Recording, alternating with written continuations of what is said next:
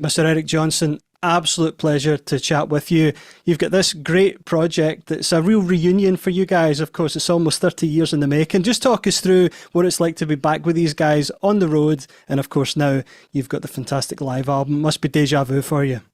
Well, it was kind of deja vu. That's a good description. It was kind of like as if no time had gone past, just all of a sudden you're in the room with two of your contemporaries that you did a lot of playing with years ago. And it was a nice reconnection, I thought. It was cool. Absolutely, and of course, as you would expect, the finished product is incredible. I wasn't lucky enough to get to see, in fact, any of the G3s. I've not been lucky enough to see you on there, but hopefully we will get to see that in very very soon. But just peeling back the curtain a little bit, let's take it right back to the '96 Ah. release and. Mhm. How that came to be. I'm assuming Joe got on the phone and said, "You're the number one guy that I want here." Yeah, talk us through it. Well, I think it was Joe's idea to do this thing, and for the very first one, I guess he decided he wanted to do it with Steve and myself, and so that's how it started off. I Mm. think his idea was to create a symposium situation where he could have different artists come at different times and different iterations of it. So yeah, I was happy to be on the first. We did several tours, I think, in the beginning. Yeah, no, absolutely. And of course, what a lot of people don't realize is that although it was G3 and the incredible album that came from that in the DVD package and also, well, VHS is what I had personally at the time, Oh yeah.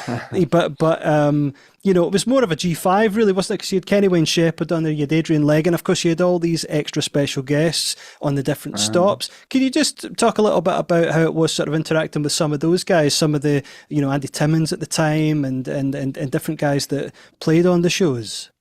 Yeah, well, it's just interesting. I mean, it's like everybody has a certain gem of their technique or sound or what they do musically, and so it's you just start getting that global feeling that there's a connection to all musicians and particularly guitar players. There's always something you can learn from anybody, no matter what. There's always something they do that is unique and beautiful. So. It was just a bunch of different colors of the rainbow that were always inspiring. Absolutely. And where that really, of course, shines perfectly is in those iconic G3 jams, which have become such a staple now. I mean, just about any time you get a concert with multiple guitarists, it's like a G3 jam reenacted. To peel the curtain Yeah. back a little bit about, how those sort of come together, because there's been some iconic moments there, of course, and it's happening on the new record as well. But, you guys can all play incredibly, some of the best players in the world. You've all got great voices. How does it who decides who's doing what? Well, I think we usually have three or four songs, so each person decides on a song they want to contribute. And yeah, so this time I think it was really cool that I think it was, I don't know if it was Joe or Steve decided to do Born to Be Wild, but that was a real return to my roots because the first band I was ever in when I was 13 years old, we played Born to Be Wild. So I feel like I've kind of come full circle to play that tune. Um, and Crossroads, I think Steve wanted to do that, and I just decided let's try Spanish Castle Magic. Absolutely, and it's absolutely incredible, and the new package is incredible, and all, really looking forward to it being fully released in Oh. this massive package that's coming out. But something I wanted to ask was, what obviously Joe there has reached out. That was the original sort of crux of it. You imagine as a fan that you guys all know each other and everybody goes back years. But were you massively aware of Joe and Steve's career before collaborating on this record, the first record Well, that I is? was I was aware of that. I'd heard their music, and I remember Steve from when I think he played in Alcatraz, right, for a while, Sure. didn't he? Yeah. And that's when I first heard of Steve. And I met him in those days, actually, very, very early on in his career. But I was aware of him. I guess we were all just doing our own parallel things and different, you know. But Joe kind of got us together to do that. Kind of called us all up and tried to herd us together to do it. Of course, for sure. Taking it right back to the start, Eric, what for you was, the first piece of music you remember hearing that really moved you? Oh, when I was a little boy, I mean, it was the Ventures and Noki Edwards and his great guitar playing. And and then Brian Jones was I really loved him with the fuzz guitar he used on the early Stone stuff. And then I Mm, discovered the Yardbirds with Jeff Beck. That was the absolutely. early stuff, yeah. And am I right in thinking that you actually began on piano before you picked up the guitar? I did. Yeah. And so I was kind of confused about the guitar. And to learn guitar, I actually sat down at a piano because I knew the notes on the piano. I'd been playing piano for years. And so I sat down Mm, and I would just pick every fret on every string and I'd find it on the piano. And then all of a sudden I went, oh wow, after 5 frets, it goes to the open A string. And then this just repeat, it's like you figure that stuff out just by sure. hunting around. But I kind of mostly taught myself. I took lessons from Wayne Wood, a very wonderful guitar teacher in Austin, Texas. But eventually I just sat there just kind of hunting around on the piano to try to learn how to play guitar. And do you think that, I mean, it sounds like that's the case, but, and of course you don't know a different way because that's the way you've learned it, but do you feel like that approach to it informed the way you play in a different way than maybe it would have been if you had just picked up the guitar initially? I think so for a couple of reasons. I think one, I think the piano is it's a really a great center uh, piece of all different musical instruments because you can kind of get an idea of bass, middle, treble, the whole deal. You can get an idea of the whole thing going on there with two hands. And then being a real fan of piano music and piano tone, I think I tried to figure out a way to construct my chords and my sound that would have a little bit of a nuance, kind of a reflection to the piano. And I kind of, when I play guitar, I kind of, it's almost like if you have a first language and you pick up a second language, there's a certain portion of that first language that you kind of uh, is in your psyche of how you look at the language. Because you're going to approach it from a different angle, of course. I mean, it's very interesting that you say that because throughout the years, of course, people sort of associate or what they describe as like a violin kind of emulation, a violin tone that you almost create, but instead it's more piano. You feel that's Well, I more think it's I the think it's violin too. I think what I enjoy personally, and I think there's there's applications for any kind of instrument to have any kind of sound. You can always find a type of music where it works perfect, and maybe Mm, what I try to do wouldn't work as well in that music. But if I'm just speaking from my own subjective taste and dreams and what my goal or aspirations are, I've always loved the pure tonality of the sax or the violin or viola, cello, piano. Granted, they're acoustic instruments, but when you hear them play, whether it's rhythm or single notes, there's just a real pure tonality to it. But as I grew up with high energy rock and blues rock, I love the idea of the guitar being overdriven with sustain. I mm. mean, I love acoustic guitar where it's just a note, it decays out too. But I've always found an exhilaration with lead guitar that has sustain and it's like bigger than life. And you're pushing it over the limit. So then I kind of got into a kind of a crossroads where, okay, I love this overdriven, sustainy electric guitar sound, but how do I satisfy my quest to have it have some kind of tonality like a sax or a violin or a piano? So Absolutely. I think to a fault, I worked too hard to try to um, manicure that. It'd be a lot better to spend a lot more. I'd probably have like 30 more albums out now if I wasn't so hung up on trying to figure out how to get the guitar to have some of that complexion to it. I'm sure you wouldn't have it any other way. I mean, my God, music is fantastic. You're such an incredible player, but is that attention to detail, that perfectionism, is it slightly a bit of a blessing and a curse at the same time? Absolutely, no question about it. Yeah, How do you definitely. handle that? How do you manage that throughout life? Because I'm sure it can't just be in music. There must be other elements where it gets in the way. But you've obviously, No, well, it's not so much. I don't think it's so much in other areas. I mean, I guess I have a little bit of tendency that way, that OCD tendency, but I think it's more just in just wanting to rate, for me personally, for the music I want to do, the way I want to play, it's like relentless attempts to try to raise the bar on how I would like that sound to be, you know. Mm. Um, but it should be a balance, obviously. I think sometimes the balance is not as balanced as it could be. When Yeah, you end up yeah. spending days and days on trying to get a couple of to get a guitar to sound right. I mean, it's like, well, why? Maybe you should just go get another guitar. Yeah. Well, something that is completely perfect, but it'd be amazing to hear it from your perspective. Is a performance that probably like myself, many people that was their first introduction to seeing you live, certainly in this country, and that was that Austin City Limits performance in '88, Mm. which has become just such an iconic performance. Yeah, from the playing, but also the choice of the what you're wearing, everything is so it's so Uh, cinematic in a sense. mm. From your perspective, talk us a little bit through that night, that performance. Did it feel as special as it ended up becoming at the time?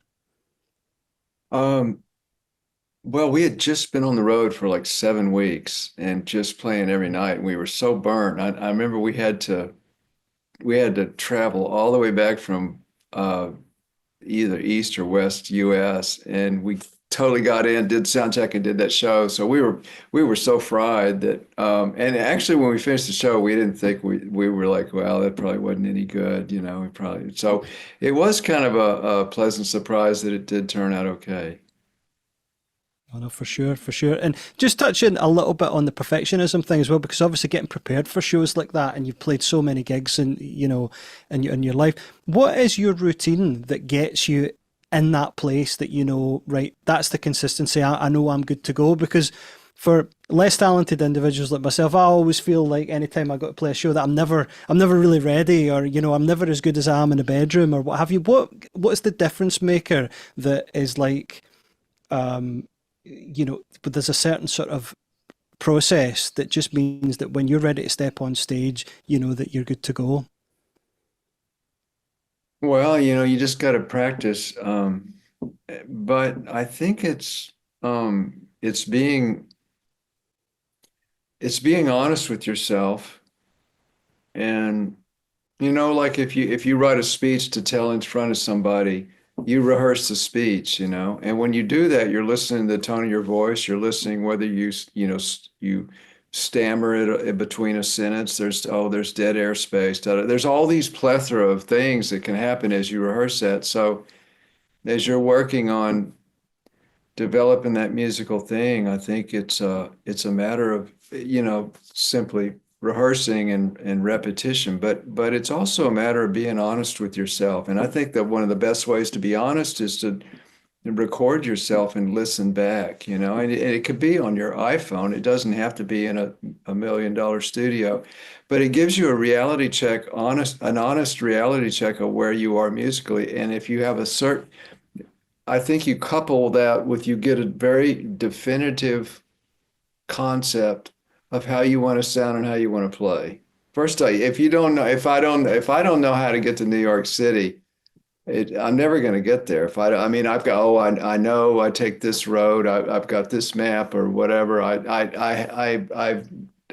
gelled in my mind this definitive thing. You know what I'm saying? What you got to do that. That's the first and foremost things. Once you do that, then you just look at, like for me, I kind of know how I want to sound. I know how I want to play, and I know all the constituencies I want to need to look at. So then if I record myself and I listen back and go, well, that, in fact, it happened I recorded a bunch of stuff right before I went on this last tour. I'm working on a new record, and if I don't check in on a reality thing of really, you know, monitoring where I am, oh yeah, this is cool because it's me taking it out. And then if I go back and listen back to it, and I was kind of a little bit taken back in how a lot of the parts were just not right, you know. But at the time, I thought, oh, I'm nailing this, it's great, but I wasn't. But so I mean, to answer your question, I think when you record yourself, and if you have a certain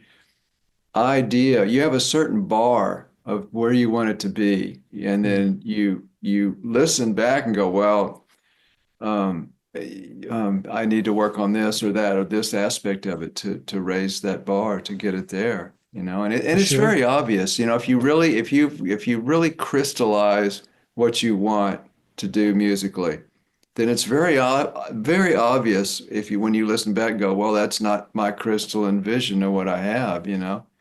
So the clearer you are about your intention, the more easy it is to hear where you need to go on that roadmap to that new place. Absolutely. And have you found that that roadmap is changed throughout your life? I definitely, yeah, it's a process of changing. Yeah. Mm, yeah, for sure. When was the first time you heard yourself recorded? Um, well, I mean, with a band in a studio, I was 15. Wow. And you know, to your point, I mean, it actually was pretty good because it's like I didn't have time to trip on my own feet or to think Mm. about it too much. You know, I was kind of clueless. I'd been playing in my bedroom for years since I was 11. And so we went to the studio. I was like, oh, this is great, great. And you know, the more you can give yourself up and get out of your own way, the more you've simplified to be a conduit for that magic. Eric, talk more about getting out your own way because that I don't think you could put it in a better way. What do you mean by that? Get out your own way. Um, well, we're thinking too much, you know. We're assessing and judging, and the whole time we're playing, we're like projecting out of our body and like looking back, like, oh, well, that wasn't right, or does that sound good? Or we're listening through the amp instead of like the intention, just playing the parts and making sure we're in the flow, and not thinking about too much. We're externally judging the end product, so we're tripping over ourselves, you know. And that's what I do sometimes. And then the quality of the playing immediately goes down. And even if you figure out a way to mentally make that perfect where you can do it, it's still not going to have the same heart and soul that if you don't do it.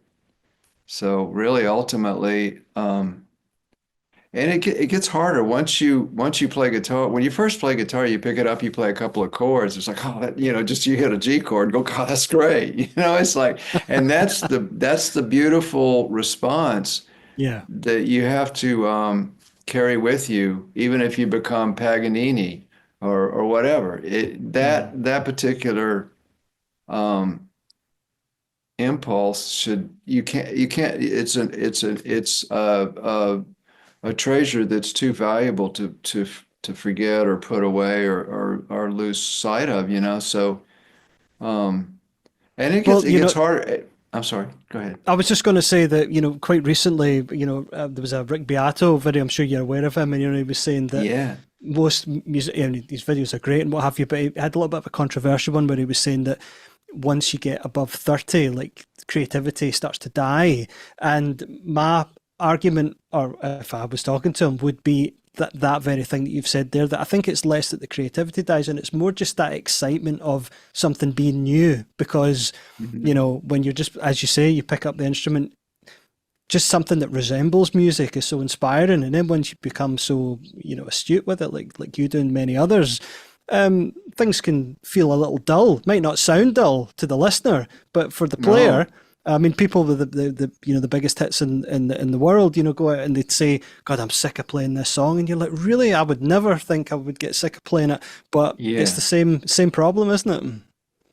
Absolutely. No, absolutely. And I think we should embrace it's a delicate balance you know, because people want to hear what they love, you know, and that makes sense. So maybe from that part of it, where the musician's responsible for figuring out a way to make it still interesting to them. But having said that, I think in a artistic way, it'd be best for the audience and the musicians to embrace that continual growth. But it's a delicate balance because, okay, let's say that's the case, then you've got to deliver the goods, you know? Like you think certain, like the Beatles, I mean, they would always come out with something new, but it was so strong that they were afforded that latitude and that wide berth, I guess you would say, to do that. So I think that's a wonderful situation to have and really important, but you have to rise to the occasion and do it. And so it's kind of it's a two-way thing, you know. But I agree with you, and but I think if and if the musician comes out and he's playing that song that he doesn't want to play, but he still nails it perfect, it's still not. It's not. It probably won't have the same emotional impact as when he's like turned on by it, you know. No, So of you course owe it not. to yourself and your audience to figure out whatever you have to do to keep yourself turned on and invested in that passion. Absolutely. Was there a light bulb moment for you, Eric, in those early years where in terms of visualizing the fretboard, was there like a key moment, or was it really just chipping away and then all of a sudden you could see it? Well, it's chipping away, yeah, and just playing over and over and over. But doing that thing on the piano where I sat for a long time and just, oh, that's an A, oh, that's a B, and I'd hit the piano chord, and I just had to figure it out. And I think that, kind of what you're saying, it's really important, I think, for guitarists to learn to where they can look at any fret on any string and automatically know what note it is. It becomes like breathing. It sounds daunting, but it's totally doable. It's just a Mm, matter of, work, practicing and getting to that point. But then you really free yourself up when you have that going on. absolutely. And there's so many things, aspects to your playing that are just incredible, Eric. But just to touch on one thing that, you know, this, cascading sort of fives pattern that you can, just pull out of nowhere. And it feels like you were like the first to really have that particular sound. Do you remember a moment where you were playing and that happened and you thought, wow, I could be onto something here? No, and I don't even realize that I've seen instructional videos that talk about that five thing, but Yeah. I never even noticed it. I don't even know. It's just just playing. Just playing, I guess. Because you're such a perfectionist, that I would have thought once people were talking about that around about 10 years ago in particular, where there was this whole downward pick slanting thing and everybody got to see it and felt, oh wow, I've discovered it. And then of course no one can do it like you anyway, Uh, even if you do learn it. But I would have thought, oh yeah, knowing a bit about Eric, he's probably already figured out that it's like, down the two downs in a row with a little mini sweep and what have you, but just purely natural. yeah, yeah. It was just something that I just did naturally, I think. I think it Yeah. was. Yeah. Yeah, And how do you and definitely. how do you feel about Joe Bonamassa? I mean, he's always very blatantly just saying, "Hey, look, I've just ripped this right from Eric. I can't do it as well as him, but I'm loving Well, doing it." I think it's fine. I think it doesn't bother me really. I there was a period where I just copied Eric Clapton note for note, and I actually got a lot of flack for it, but it was good for me because I learned a lot about how to play and what I love about playing by learning a lot of those Cream records and John Mayall and the Blues records, and I wouldn't have traded that ever. It was fun. Just, I mean, and there's still elements sometimes where I'm really derivative of Eric Clapton's playing. Um, but I think that's part of it. I mean, the whatever is discovered is passed on to other generations and it keeps going. I mean, someday everybody will say, "Well, you sound like Joe Bonamassa." They'll say, "Well, you're copying Joe." You know what I mean? It just keeps on going. We learn from each other. Absolutely, no, that's amazing to hear. Talking about another great player that you spent a bit of time with, and that's Stevie Ray Vaughan. I mean, Stevie said to Guitar World, years ago, well, obviously it was years ago, that, he really felt that if Tones had been able to come out when when it did, and I don't want to touch too much on that sore point of that record being delayed as much, but he felt as if you would really be heralded as the new Jeff Beck. Just you know, give us a little bit of insight into how that relationship was with Stevie Ray Vaughan, and do you remember the first time you actually met him? Yeah, I do. I remember we first moved down from Dallas, Texas to Austin, and he had been playing in a group called Blackbird, and he had just come to Austin, and I met him at a music store called Ray Henning's Heart of Texas Music, which is a famous music store in Austin. And yeah, and then over the years, I just yeah, I didn't have the pleasure of knowing him real close, but we were friends. I knew him, and we hung a little bit, and I did some shows with him, and really sweet guy. I mean, very and he was even his whole career after he got successful. He was just a sweet, nice guy, happy, and just obviously tremendous talent. What's it like being on stage with him? Oh, it's like being next to a hurricane. We did some shows. I opened some shows for Double Trouble, and I it was I mean, I play loud, but I remember on the encore I came out and played, I think, Voodoo Child with him or something, and I couldn't hear anything I played. And I had a full 100-watt stack, and I was like I couldn't hear it because it was yeah, I mean, he was pretty intense. It was pretty intense out there, but he had a huge sound. There's a couple of clips online. People have been able to grab it with a tape recorder at the time or what have you. I take it that you don't have a recording somewhere that's a little better.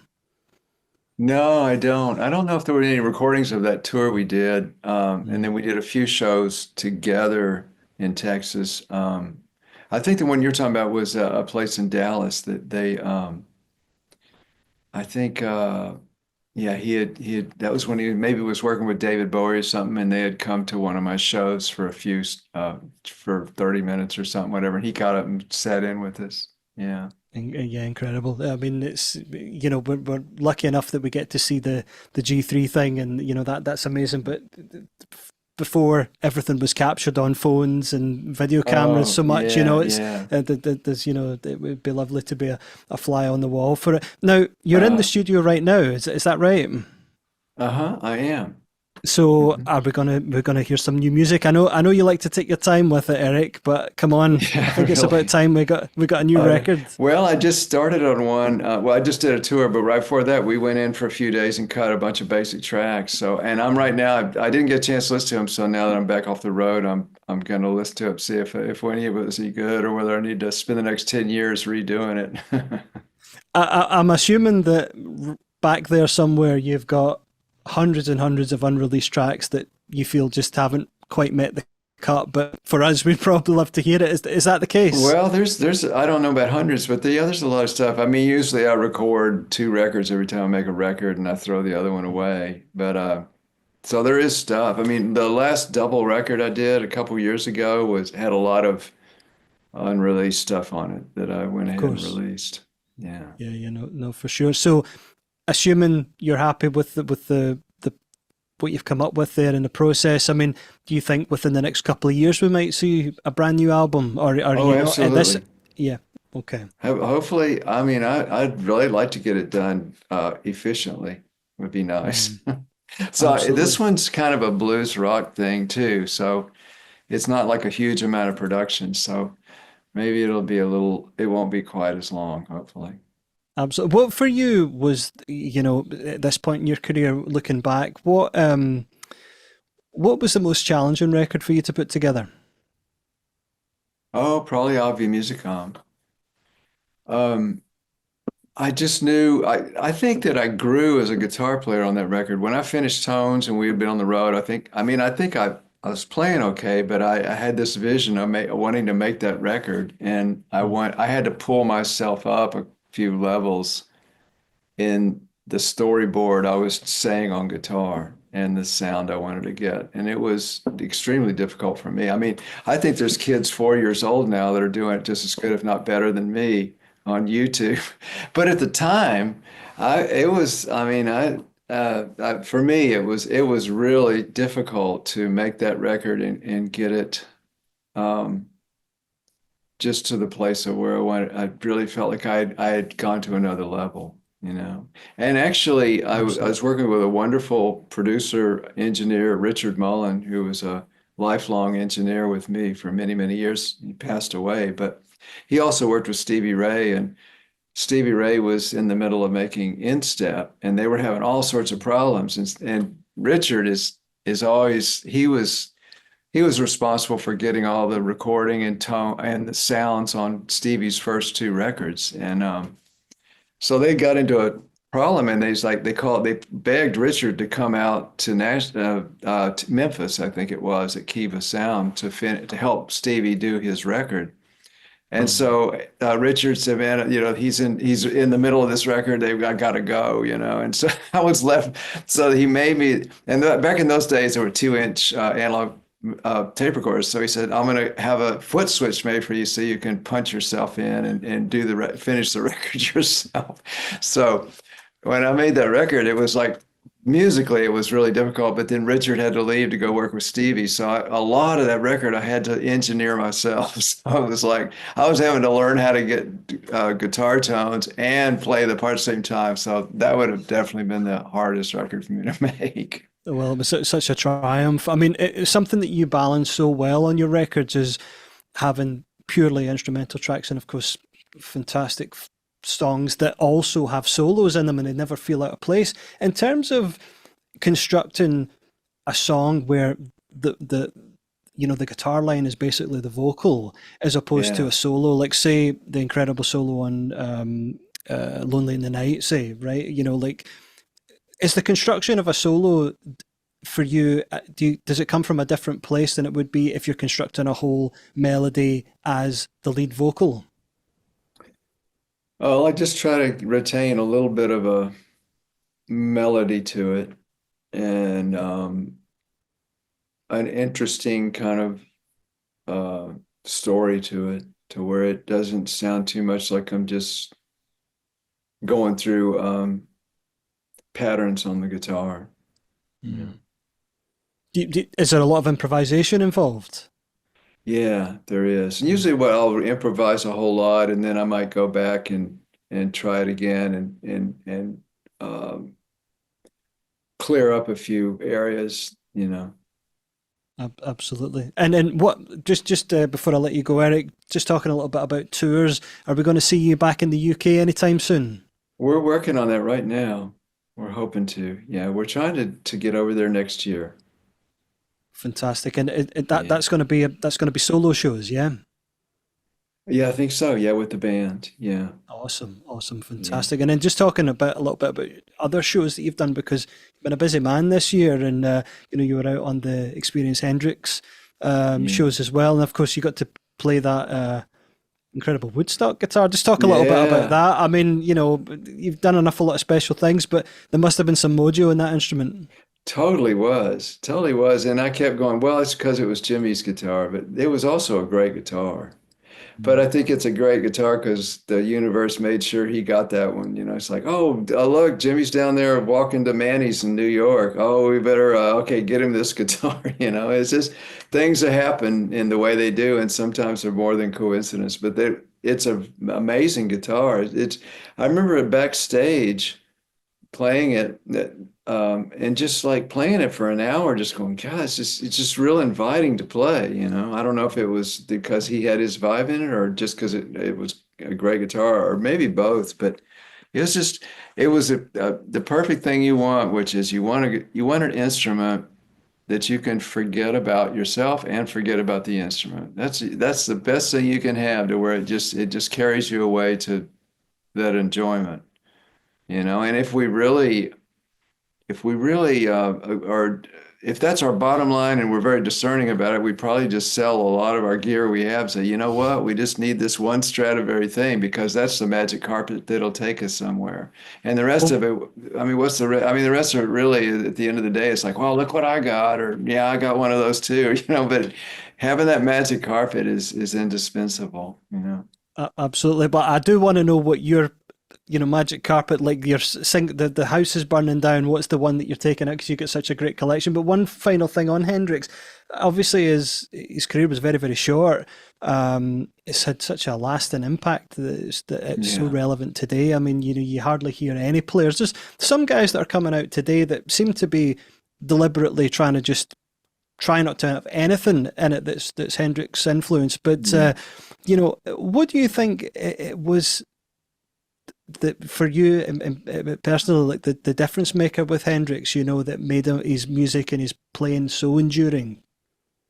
I think it was that he was a great musician and a great storyteller, and he had a beautiful message and inspiration to tell the world. And it just so happened that he played guitar, but I don't think it was so much that he played guitar as much as he was just a great musician. At the time, the guitar was the thing to explore with for new sounds and interesting. And I mean, who knows what he would have done nowadays? And he did great things with the guitar, but he very well could have done that with other things, but because he had something to say. But in that's just my opinion. And along in that light, I feel like he's timeless. Well, first off, the songs are great. The lyrics are great. It's just it's very deep, beautiful stuff. But he wasn't just a lead guitarist showing what he could do. He was a guitarist playing what he felt was necessary for the song. So he was predominantly a rhythm player that played a lot of lead, and he was a great rhythm player. And I think Absolutely. hemispherically, he was just a great guitarist, rather than just somebody that played, concentrate on playing fast. He played he used the guitar as an orchestra palette, and that's they'll be listening to him in 200 years from now. Absolutely. Final one, Eric. I teased it there. The house is burning down. You've got all this incredible gear. What's the one thing that you've got to get out? I'm assuming it's that 54 Strat. Yeah, it could be. I have a nice 54 that I like, so I might grab that. But maybe I got a second arm. Can I grab a second one? Would Go that be for it. okay? Yeah, yeah, yeah. Okay, Absolutely. You can 335. put them under your arms and the legs. Yeah, Like wait a second. If I put two under one arm, I could grab a third. See, that's what happens. That's why you ended up with all those guitars behind you, the same as that, me. It's like, well, that's I can it. put two under this arm. Well, what if if I just if I had a tarp, I can get 10. And then it just goes from there, doesn't it? And all of a It does. sudden, It does. yeah, and then you You show know. people your desert guitar, and it's a room full of guitars.